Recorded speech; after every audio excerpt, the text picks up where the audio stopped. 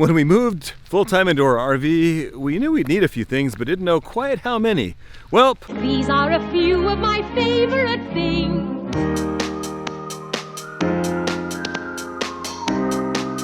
Today we're going to share with you the things that we found the most useful when we went full-time in our RV. Number one, if you live in an RV, you're going to have to learn how to repair things. We have repaired, replaced, fixed virtually everything in the RV, so probably my number one favorite thing that we've purchased for the RV is this DeWalt drill. Oh, if it makes that noise, that's not a good thing. Any battery powered drill will do. It's my first one ever and it's great. I use it all the time. Living in an RV means that you're living in a very tiny space, so use it. You know, utilize every little bit of space. That's why we found that hooks were our best friend. And because I'm about this being our home, I knew that I wanted things that were more aesthetically pleasing.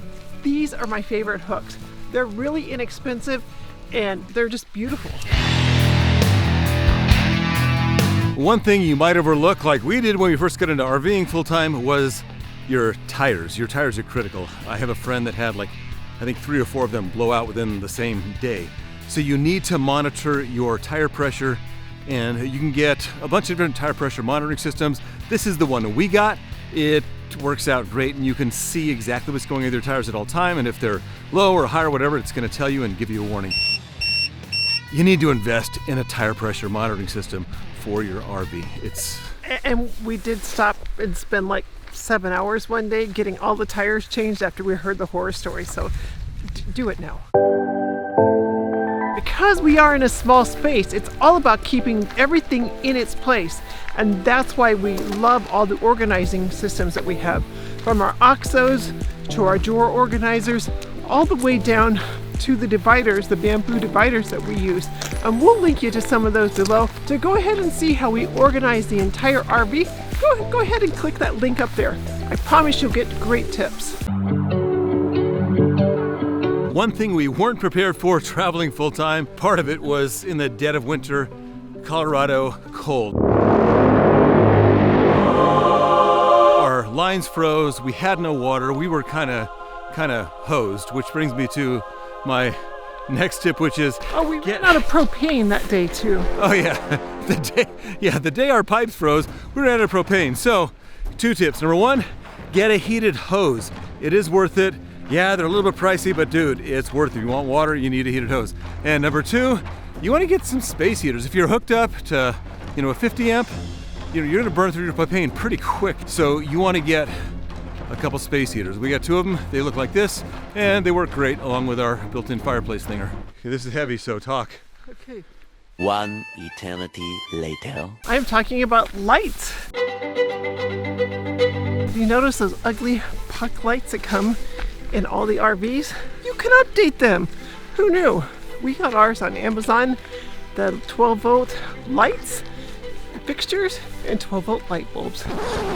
Okay, it's not entirely accurate. Here's the thing. Your RV runs on 12 volt and 120. Most or all of your lights are going to be 12 volt.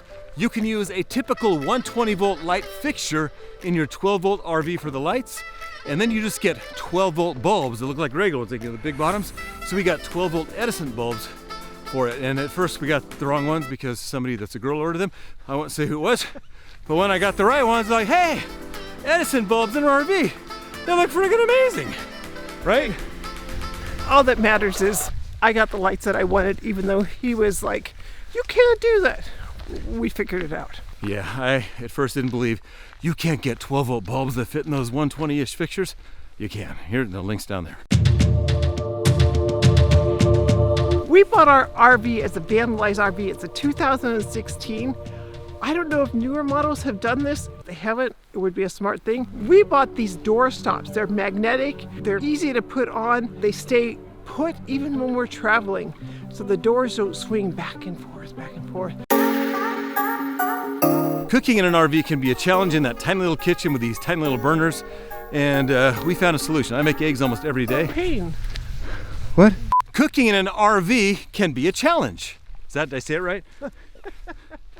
You got a tiny little kitchen, tiny little burners, and using propane, which burns hotter than natural gas. So, you know, things don't cook necessarily evenly, but I found this perfect pan. I'll link it down below that distributes the heat evenly, and you don't even need oil to cook your eggs and stuff. So I recommend this pan highly. And it's not even an RV pan, it's just a pan that happens to work great. And the great thing about it is we had one pan, a frying pan, and one other pan, and a crock pot, tiny little crock pot. That's all we used. But one time, she made me drive like 1,000 miles out of the way to buy a stupid Instant Pot she thought was little. The thing was massive. We used it. How many times did we use it in the RV, Leela? We've yet to use it in the RV. However, I'm going to... We discovered that our big terry towels took up too much bulky space. So we found the perfect solution, which is Turkish towels. Not only do they take up less space, but they dry a lot faster on our little hooks.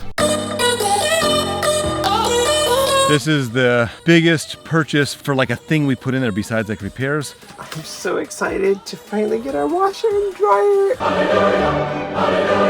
We decided to go with the not all-in-one. It just didn't have great. The more and more we researched it. We researched it like 3 or 4 different times with different paradigms, and everything kept pointing to not getting the all-in-one. If you live in an RV full-time, I would just say number one top thing that you're going to want for comfort for everyday living is the washer and dryer. You got to have one, and yeah, it's going to be smaller, and we did all the research. You don't want an all-in-one. It makes things wrinkly, and it takes like 47 years to do a load that washes a pair of underwear. But we got the Splendid, link down below, washer and dryer, stackable. The RV was plumbed for it and wired for it in advance, but it didn't have the vent, so I had to stick a hole this big in the side of my RV. Pretty terrifying. He was scared to cut a hole in the RV. Want to see scary? I'll show you scary. Not her. She's not scary. She's perfect. I made her. A little bit of help. After charging the battery, I made a hole. I hope it's in the right place. The best hole we put in the RV. Yes, and not an intentional hole. I guess all the other holes the vandalizer put in there were intentional too, but you know. I love the Splendid. It did small loads. However, I could get like 5 towels in there plus few other things. And when you're living in an RV, you don't have a lot of clothes. If you notice, we kind of wear the same things stuff all the time. Power tip, your entire RV is held together with these square-headed screws. We couldn't find these anywhere. We finally found a link. They're not on Amazon. This is not an affiliate link. All the other links are, but this one is not. But if you need those screws, get them. It's like 25 bucks for 100, and you'll need them all the time. We've gone through, we're on our 3rd box of 100 screws. Yeah, it's like, if you want to see more of our insane adventures, hit that subscribe button right down there. Smash the like button for sure. And if you want to see our full RV renovation reveal, click on that link right up there, right over her face. We should go next. We are currently hiking this beautiful area of Oregon, and we're getting ready to plan the next adventure. Where should we go? Let us know in the comments below. See you in the next adventure.